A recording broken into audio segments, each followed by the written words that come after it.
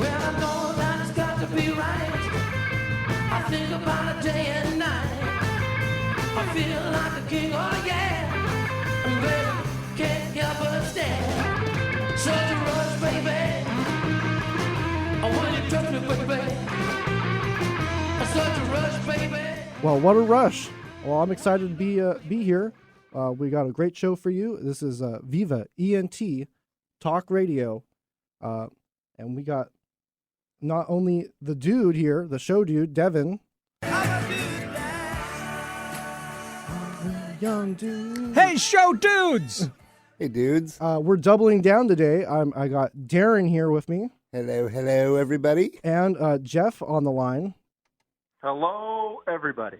And of course, we got the best producer, the west side of the Milky Way. The west side of the Milky Way. I haven't been to the All east right. side yet, so. It's Eric. CC Rider. And we're talking about the year 1996. And before we get started, I got to mention the Facebook group, Viva ENT, Talk Radio, Rock, Pop, and Soul. It's got 1,300 members and growing by the day, and it's a great community of musicians and music lovers, and we're all a part of the group. So Very interactive group. yeah, it's nonstop there. There's always something happening on that group. Fun. And I got to mention my YouTube channel, Devin Creisler Studios, over 1,750 band videos and more uploading by the day as I keep going to more shows. Videoed 12 bands this week. I just got to go post all those. So, Wow. But yeah, what were you guys up to in 1996? Jeff, go ahead. Man, 1996, I was in high school. Like, just got my driver's license. So Wow. that's about where I was. A lot of the music we're going to talk about today, I had the compact disc, for the compact disc player. Back then, a lot of the cars had tape players, and if you wanted to listen to your compact discs, you had to have a tape adapter into a portable CD player. Into the CD to the cassette deck. Which you got at like Radio Shack. That was state of the art. Yeah. And you had to be careful not to go over any potholes, otherwise the song would skip. Right. Right? Take it slow on those bumps, speed Yeah. bumps. Yeah, those anti-shock or whatever they called them weren't that reliable. The anti-skip technology. Yeah. It did work pretty well after like the second or third generation of those. But to begin with, you were skipping. It was like playing a vinyl record or something in your car. Or buffering a video these days. Yes, exactly. Low cell service. 1996, setting the stage. Like big movies like Independence Day came out. We've gone through a bunch of the big shows like Mission. Tom Cruise is on fire with Mission Impossible and Jerry Maguire. Right. With his famous line from Jerry Maguire, "Show me the money." Yep. And I've had a busy week. We went and saw Journey and Toto on Monday. Yeah, that's right. Last night. That was incredible. You're both wearing your Journey T-shirts. That's so, right. Yeah. Now, it was I a gotta great. ask. Who what's- opened for who? Toto opened for Journey. Yeah. Okay. Yeah. Steve Lukather, of course, the main driving force behind Toto, is there singing and playing guitar and just incredible. And How did he sound? oh, they all sounded great. Yeah, no, they've been taking care of themselves and their voices and their sound, their practice, because they were tight, And very tight. Journey played like 19 songs. So yeah, and I got video of it all on my new phone. So it's getting on the internet soon. Yeah, and of course Neil Schon, the guitar player for Journey, just incredible. The guy is one of the most amazing guitar players ever. Somebody who I actually met in the Kingdom in 1984 at the NCAA Final Four. He sat behind me and my family, and so I turned around and got his autograph during one of the games. But Neil Schon, and he was a nice guy. He actually was very personable. That was right after he had put out the album HSAS Through the Fire with Hagar, Sean, Aronson, and Shreve. So that was, I talked to him about that a little bit that day. But he is an incredible guitar player, and he was on fire last night. Yeah, and some other bands that I've been going around lately, like the Herding Cats at the Lime. Those guys, yeah, check them out. They're there every Sunday, and they play every song. Yeah. They do it. The great covers, and their drummer is an amazing showman. And some other bands like Data Pop, Please Clap, Voodoo Gear Shift. It's just so many that I'll be posting here soon of the bands we've been covering. Like Monday night last week, it was like 7 bands recorded. So 7 bands. Fun, yeah. fun. Impressive. Just impressive.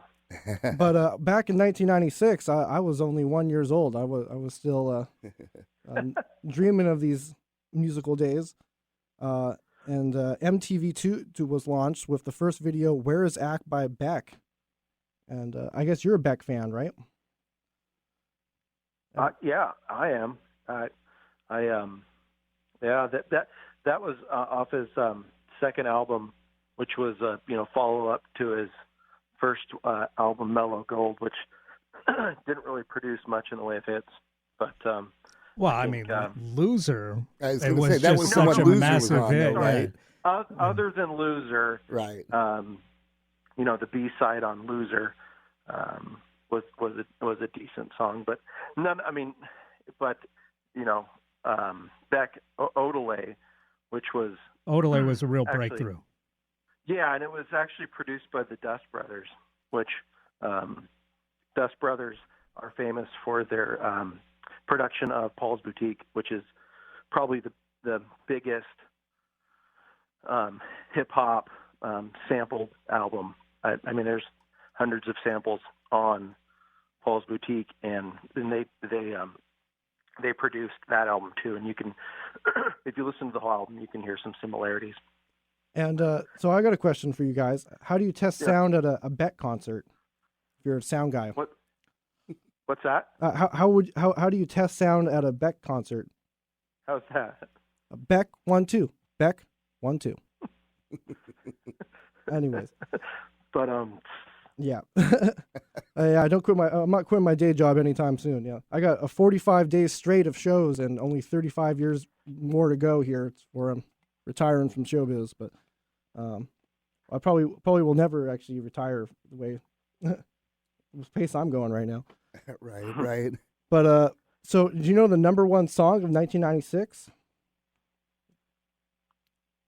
It wasn't number one in my heart, but I understand why it's number one. It's the Macarena, Lois Del Rio. It had a very famous dance attached to it. I had a little toy as a growing up that would dance the Macarena. Oh, very cool. And sing it. Yeah, I don't think this is a great song by any stretch, and it's interesting that it was a very specific remix, the Bayside Boys remix, that was the big hit. But it was kind of a throwback in a way to like the 60s when there was all these novelty dances that all had a song that went with that novelty dance, like the twist, the mashed potato, etc., that were big hits, I don't think we saw like a specific do this dance song be a hit in between the 60s and 96. Right. Electric Slide. Yeah, well, that's true. That's a good point. So in the 70s, there was Electric Slide, but it wasn't this big. The Macarena was a cultural phenomenon. Still gets played sometimes. Yeah. And this is number one greatest one-hit wonder of all time, GH1 says. Yeah, I believe it, yes. And all-time Latin song. And I mean, it is kind of an unlikely hit. I mean, I think because it's got the dance beat help make it really popular, but Los Del Rios, or also known as the Del Rios for some reason, they were a Latin pop group, and they were older guys. I mean, these guys, I think, were probably in their 50s or 60s when this song was a big hit. So that, and the fact, that they were from Spain, I believe, kind of made them very unlikely to be big in the U.S., but they did it. And Los Rios, Del Rios, that's just the English interpretation of the Spanish. Yeah, exactly. And I just thought that everybody knew that. So the fact that they would be the Del Rios just seemed funny to me. Well, the song has Viva vibes for sure. It's still, like you said, being played quite a bit at weddings and dance halls. Probably some funerals too. I don't know.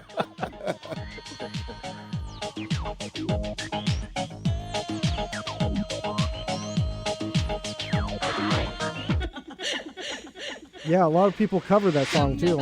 Now, did any of you guys do the Macarena? No. Growing up, yeah, like long time ago in school. Oh, yeah? I still know it. I got it. I don't actually know the moves to it, but I remember this being a big I don't thing. either. That I don't everybody recall was them doing. either. Yeah, I never learned it. Even probably like the Al- YMCA. Huh? Yeah, Right, exactly. right.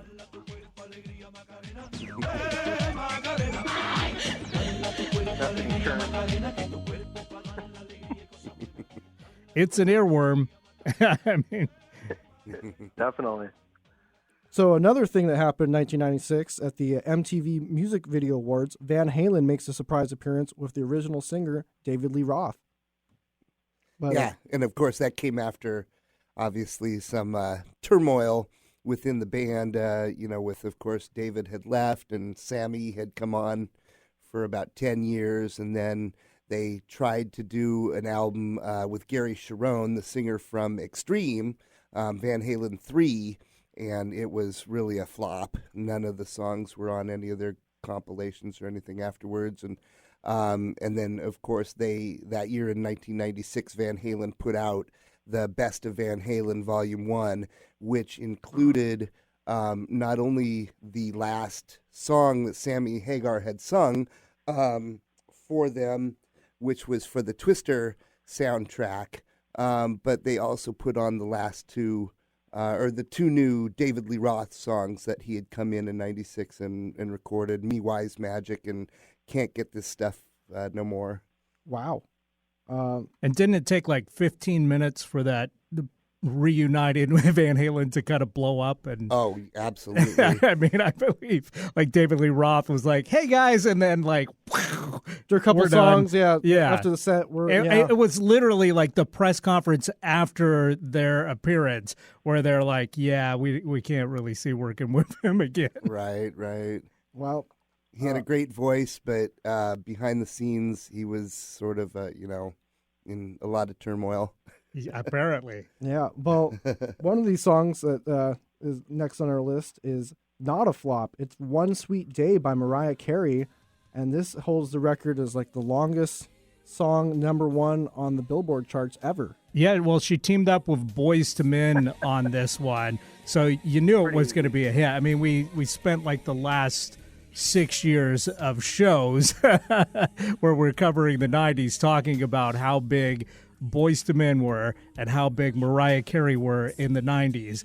And then you put them together, and of course, you're going to have one of the biggest hits of the decade. Combine forces like that, yeah, it's gonna Absolutely. make a hit. But I always care. And I miss the love we shared. Shining down on me from heaven. Like so many friends, we've lost along the way. And I know we eventually will be together. One sweet day.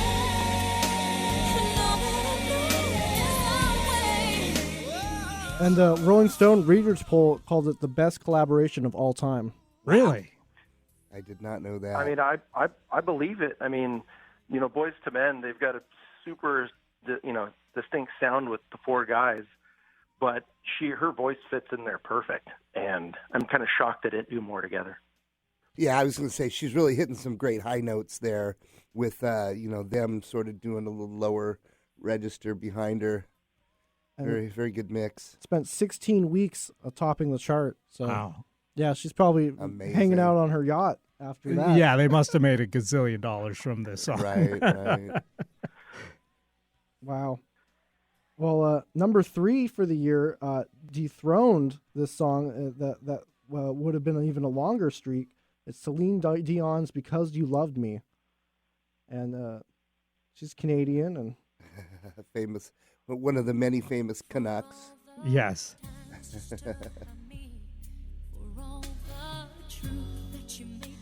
I think everybody associates Celine Dion most famously with the Titanic Of course. soundtrack, and My Heart Will Go On. But Yeah. you know, that's next year. Yeah, 97. Yeah, she was already a superstar by the time that Titanic came out. Right. And listen to that voice.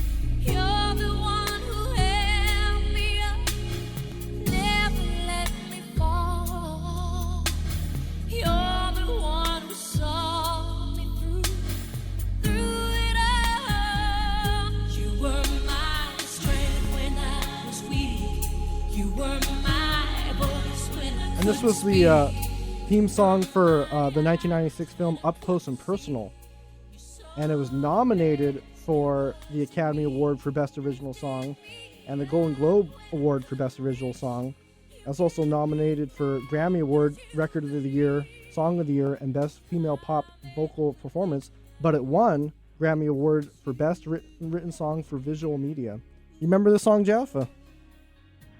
Yeah, and as soon as you hear it, you're like, that song belongs in a movie.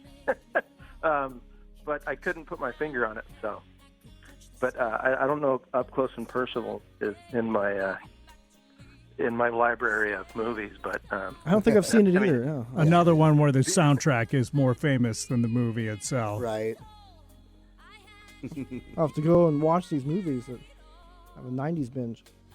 You know, sounds kind of like a rom drum to me, but Rom-com, rom-drom. actually probably a rom drum. Well, Nobody Knows, like number 4 for the year by Tony Yeah. Rich. Tony Rich Project, yeah. Yeah, he kind of came out of nowhere with this big hit.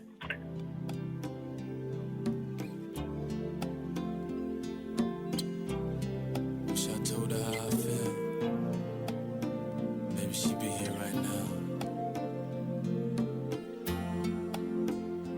But instead, But this was his only real big hit. I mean, he followed it up with top 50 single Like a Woman, but after that it just kind of dried up hit-wise for Tony Rich. But, you know, to score a number 2 in 1996, Oh, that's big. you know, Big deal. that would have probably set you up for life. Yeah. This is off his debut album, Words. Before people were saying word. Word up. He should have teamed up with Cameo. There you go.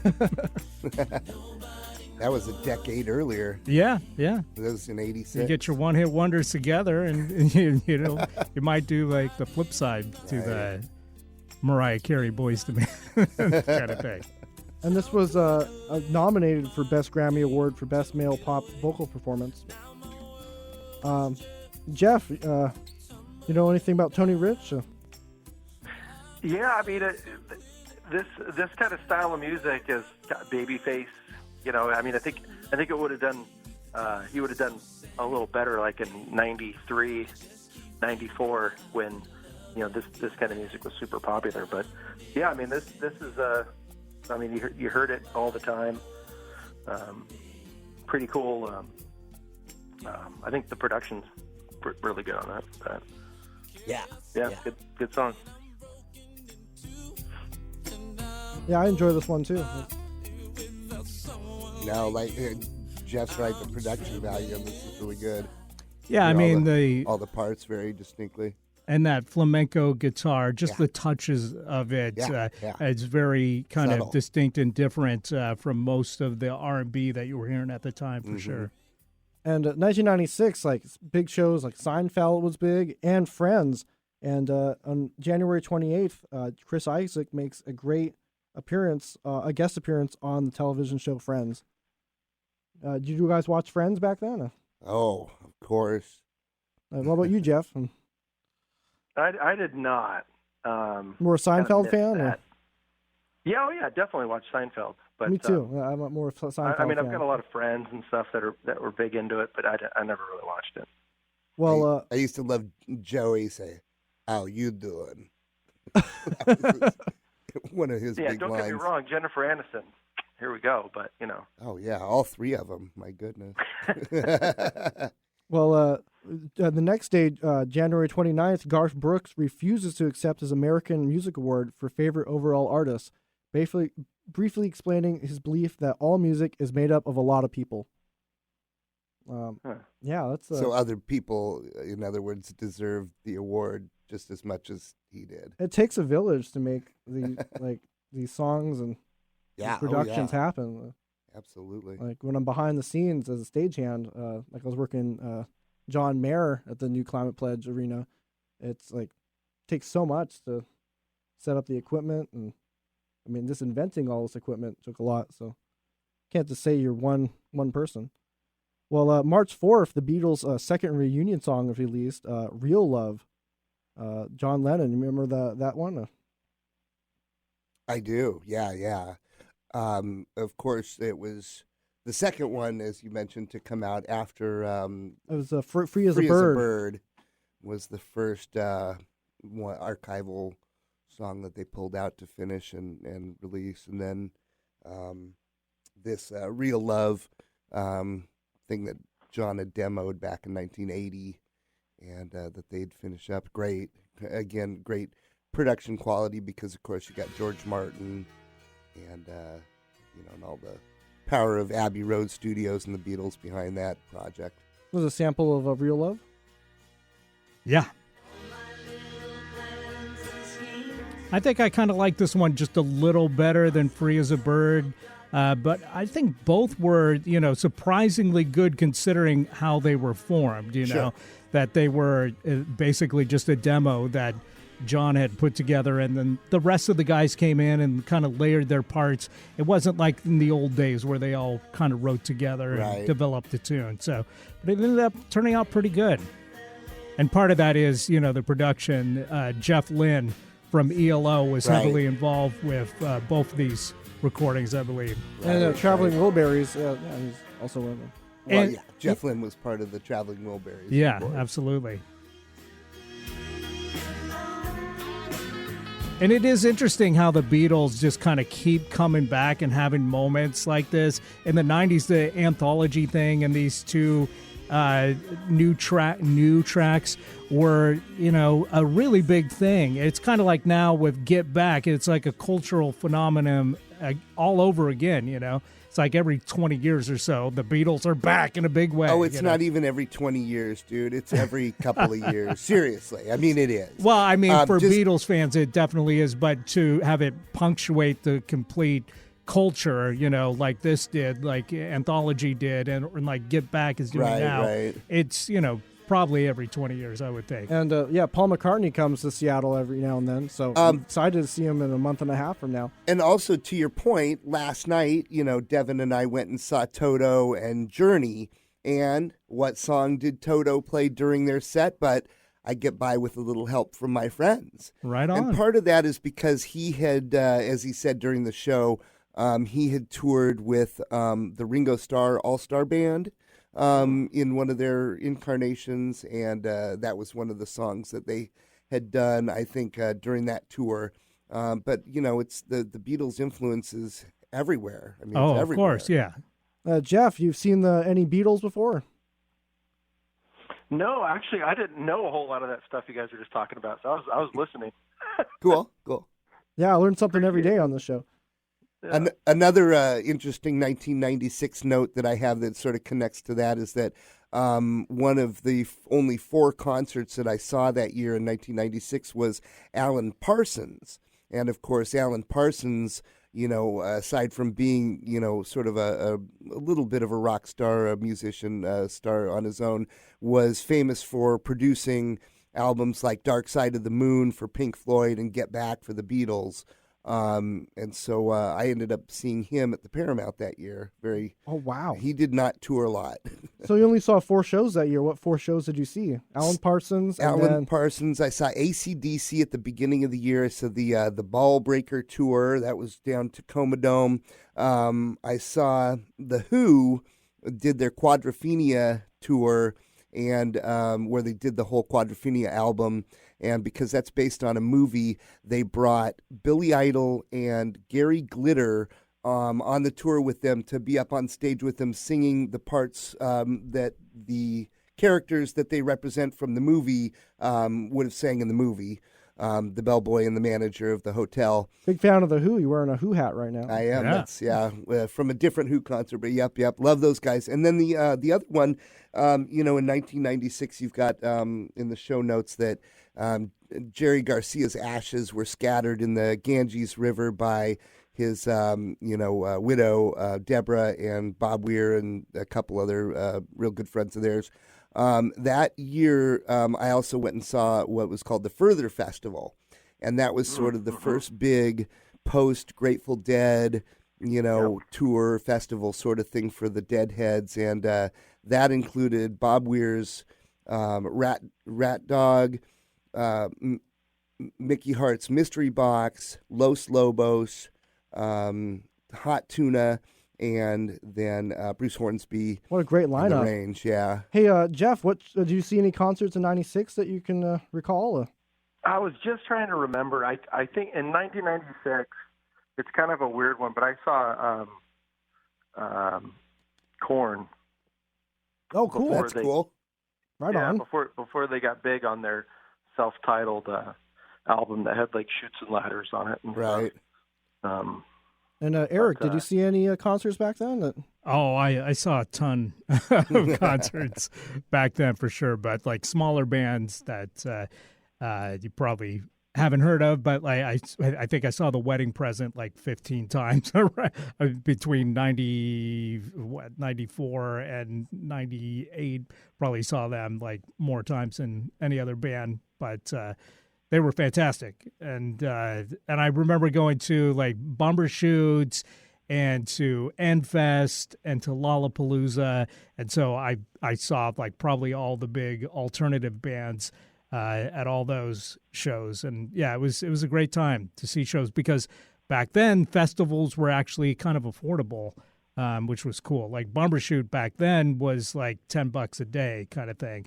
And, before it went on pause, it was like $130 a day, something like that. Yeah, so, easy. Yeah. And festivals, any festival now is going to be over $100 a day for tickets. And back then it was more like, $20-$30 for a ticket. And even in, factoring in inflation, that was still a real bargain.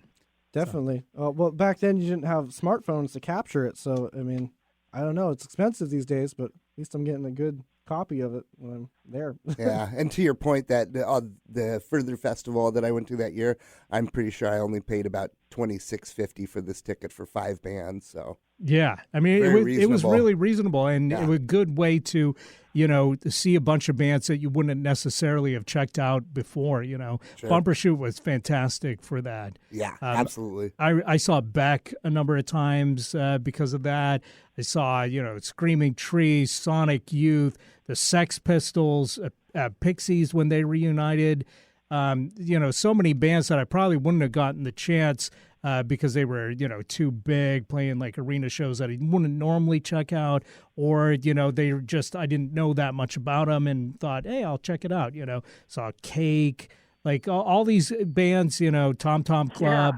Yeah. It was a really cool thing, and I wish we could get back some of that some way, Oh, the closest I get to is going to these little bar shows, and if it's like free or $10, and it's like you see 3-4 hours of music. That's and supporting local music is awesome. Is a good thing always.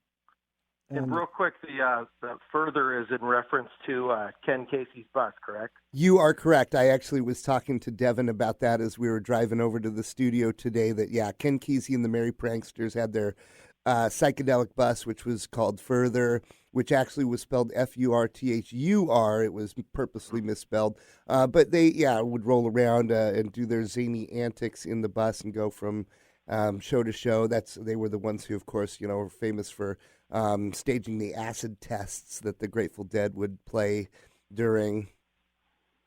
Oh yeah, that's be a trip to be a roadie with those guys.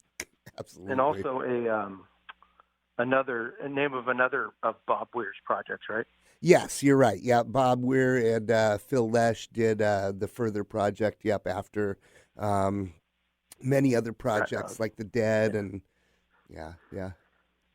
And anyways, we could talk about that all day. Let's move on. well, anyways, "Always Be My Baby," Mariah Carey, back in the charts here. More Mariah. Yeah. It was the 90s. there was definitely more Mariah. Yeah, always.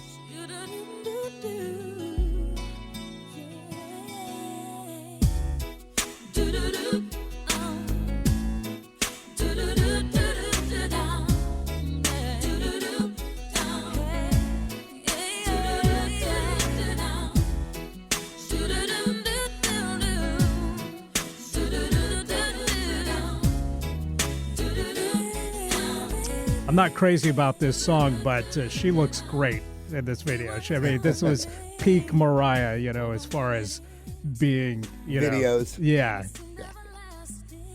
And she's just basically swinging on a rope swing over a pond for this whole thing. Right. And it works. She had as you said, she had a big place in the whole scene, and not just because her voice is fantastic and she had great people writing songs and stuff for her, but that she was able to take advantage of the different medias, the videos, and the different stuff. Certified 5 times platinum. Jeff, you remember this song, Mariah? Oh yeah. This actually, in the 1995 show I mentioned this was my favorite Mariah Carey album, but this song's actually produced by Jermaine Dupri, who huge producer of hip hop and R&B in the 90s in general. Yes. Well, that was number 5 for the year. I really like number 6. I played this song as well. It's "Give Me One Reason," Tracy Chapman. Yes, love Tracy. Yeah, a lot of people, I think, maybe thought like "Fast Car" was going to be her only hit, but she came back strong with this. "Give Me One Reason" was a really big hit for her.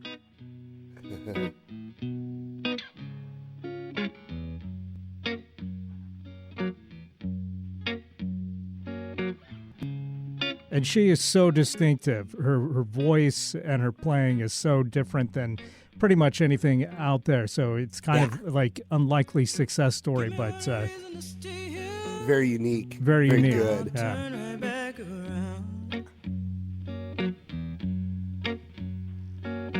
Give me one reason to stay here, and I'll turn right back around. Like the minimalistic approach, which like less is good. Yeah, less Right, is more. right. And Fast Car kind of, mind the same formula. We went. Devin and I went to a little local gig at Lo-Fi a couple nights ago, and in the middle of one of these guys' original songs, they started playing a little snippet of Fast Car. Oh, right on. Yeah. And this is off her 4th studio album, New Beginning. This won the Grammy Award for Best Rock Song. Yeah. Nominated for Record of the Year, Song of the Year, Best Female Rock Vocal Performance at the 1997 Grammy Awards. She was a smash when she came out. And then she played with Eric Clapton in 1999 on the very special Christmas Live album. And he's also on your list of good songs from 1996. Yep. Jeff, you remember the song? Oh yeah, huge song. I mean, I don't have it like on my playlist, but when it comes on, I'm jamming to it. I'm just jamming to it right now. Yeah. Good call. Yeah, and 7 years in between big hits, for her. So it must have been very gratifying to have, that kind of real taste of success again after it's not like her fan base ever went away, but for the rest of the world to stand up and pay attention to one of your songs has got to feel good. I guess I didn't realize it was that far between their Fast Car was 1989? 88. 88? Wow. Yeah. Wow, I had no idea either. Wow. But Give Me One Reason on came that. out in 95 and just was so popular that it carried over into the top 96. hits in 96. Yeah. Yeah. Well, number 7 is The Crossroads, Bone Thugs in Harmony. Yeah, Bone Thugs and Harmony. This kind of following the same formula as the Mariah Carey Boyz II Men song, in that it's kind of like about people that have passed, basically. What you gonna do when it ain't nowhere to hide? When judgment comes for you, 'cause it's gonna come for you.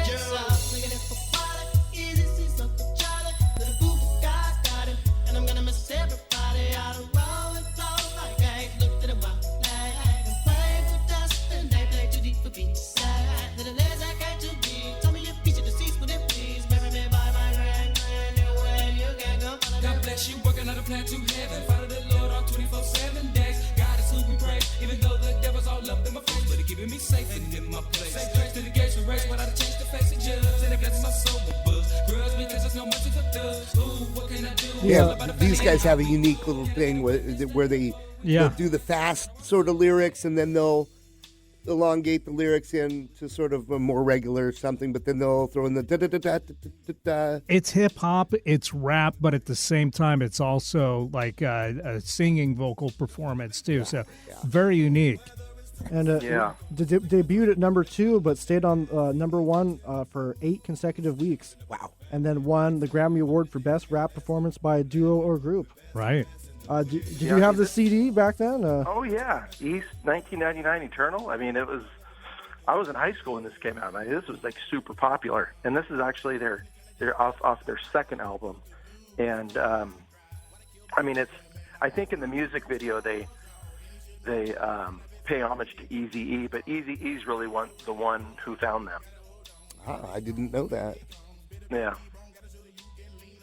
But yeah, no, this was Bone a Thugs big and one. Harmony. No, these guys were good. Yeah, the group members were Crazy Bone, Lazy Bone, Busy Bone, and Wishbone. Right. True. I mean, a lot of their music was a lot The harder Bone than Thugs. this one. A lot of the music was more harder gangster rap, but this one was, a little more commercial friendly. Right. Well, in 2019, another version using the other group member, Flesh and Bone, was released, and was another big hit. And see, but if all the band members were the Bones, then who was the Harmony? They all were the Harmony. Ah, okay, there you go. Yeah, the quartet. And it was the most successful song in New Zealand for that year. Wow. Well, they really enjoyed it there. Well, number 8 is I Will Always Love You. I Will Love You Always Forever. I by love you always forever. Donna Lewis. Feels like I'm standing on a timeless stream of light mists, of pale ambrose. Feels like I'm lost in a deep cloud of heavenly scent. Touching, discovering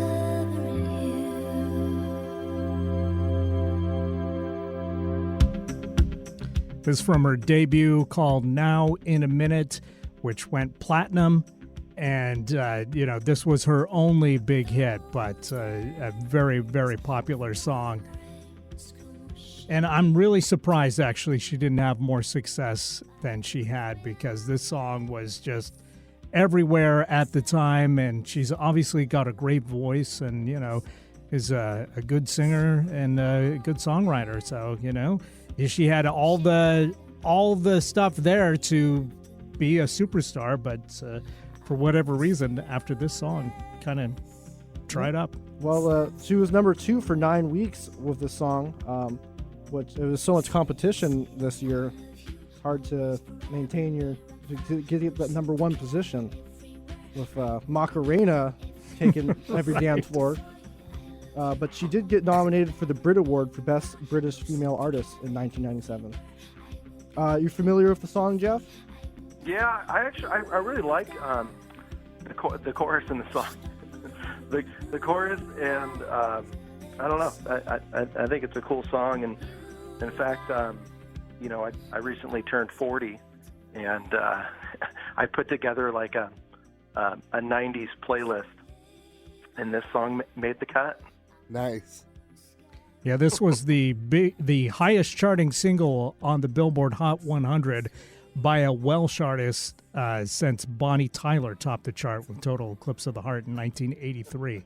So, Wow. Wales has produced a ton of great songwriters and great performers, including Tom Jones, of course, and Donna Lewis and Bonnie Tyler. Catherine Zeta-Jones. Yeah, well, she wasn't a singer, but, Performer. But, yeah, a lot. She was in that one. It wasn't she in the Rock of Ages? Was she in that? I believe she was. Wow. Okay. Well, Yeah. see, Wales just churns out, great music. And I'm part Welsh too, so hey. And the carries funny thing on. is, I'm actually part Welsh as well. Fantastic. Seriously. And in 2016, a cover version by Australian pop singer Betty Who topped the U.S. Billboard Dance Club Songs chart. Betty Who. Yeah. So song keeps carrying on through the centuries. Now, is Betty Who different than Betty Boo? I think a little bit. Oh, wow. Betty Boop. Because I've heard of Betty Boo, but I haven't heard of Betty Who. Right. So, Right. interesting. The next one on the list is You're Making Me High, Tony Braxton. Tony. Not to be confused with Tom Braxton. Or I guess it's Tom Paxton. Yeah, Tony It's like the- Braxton. It'd be hard to confuse those. It's like the two. Betty Who, Betty Boo thing all over again. There you go.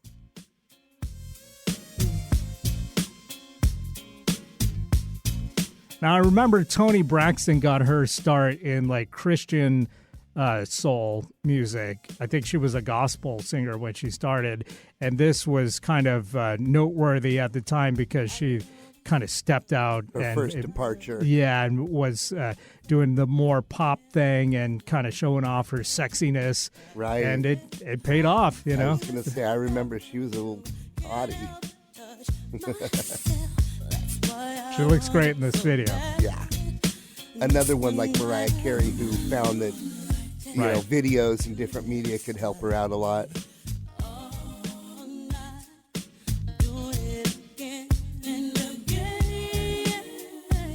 This is from the 1995 film Waiting to Exhale. That was a huge hit as a movie in '96 and a real cultural touchstone, I think, for the year. I got to add it to my list to watch here.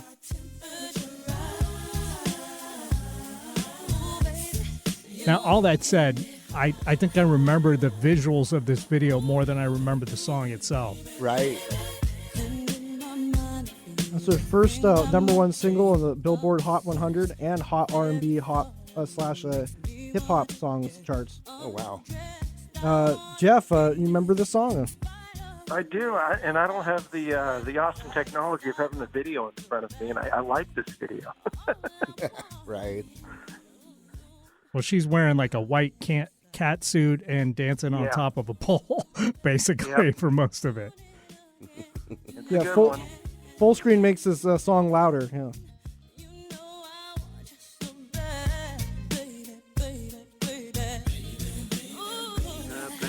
Baby. And next on our list is Twisted by Keith Sweat. The innovator of the big new jack swing, as The he likes new to say. Jack Swing. Yeah. The new jack swing, as he likes to say in his Emerald Queen Casino commercials.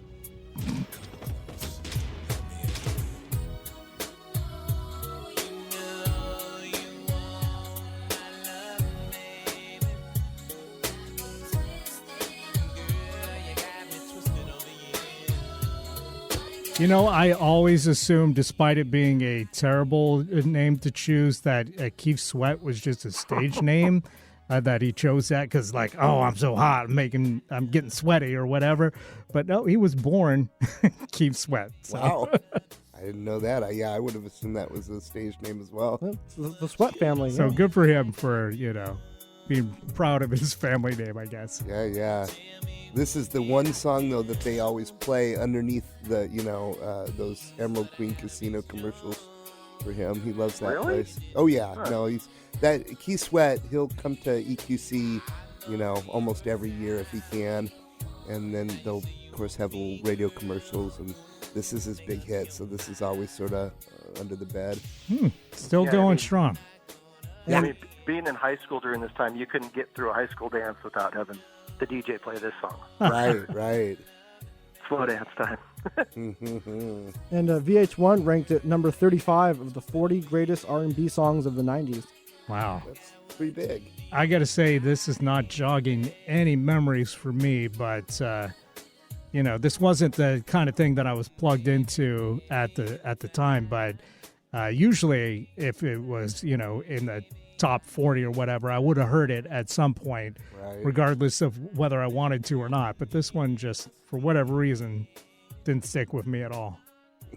Yeah, it's not one I frequent on my library either. But neither is this one. Come On and Ride It, The Train by Quad City DJs. Another huge dance I song. definitely Huge. remember this one. And the There's a whole samples. train thing you did during the dance. Oh, Yeah. really? This is where this came from? Well, you kind of go around and choo-choo and pull the thing. Along Yeah, with it's a big song. Ghost Town DJ's My Boo, I remember it was like big kind of almost one of one-hit the wonder dance tunes at the time.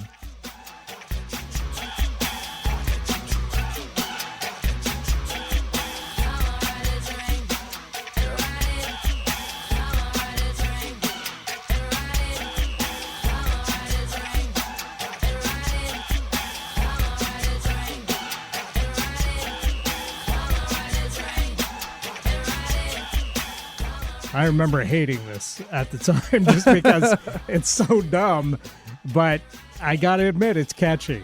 And you know? it samples Barry White's 1974 main theme from the soundtrack to the film Together Brothers. Another one I haven't seen. Right. Johnny will tell you he still gets this requested at gigs. Oh, I bet. Wow. It's a dance floor filler for sure, but it really is dumb. I mean, come on, ride the train and ride it is the only lyric in the tune. No, Got I mean, like a come on, let's. breakdown. They've got like a breakdown rap in it, like you get from a lot of these songs. Right. I was gonna say though that it's Oh, sort here of we just go. an obvious innuendo, right? Right. And I gotta listen to this next time I'm riding the train to nowhere, Come on, ride that train and ride it. taking the light rail.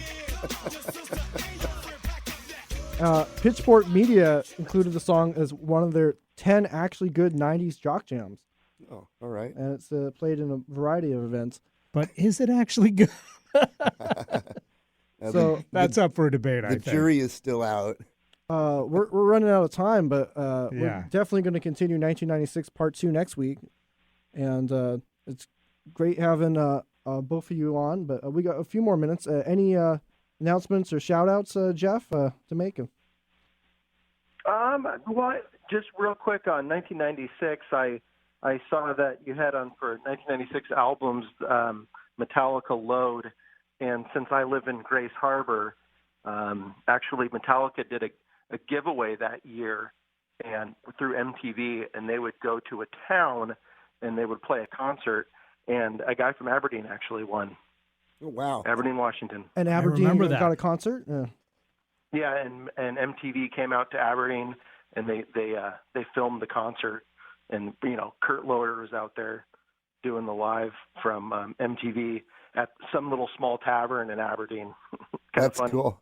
I actually met Kurt Loder at the free Pearl Jam show at Magnuson Park, the Drop in the Park show. He was there, of course, covering for MTV News. Wow, I'll have to find this on the internet, these videos that hopefully are out there. Yeah, it's out there. You can find it. Oh, very cool, very cool.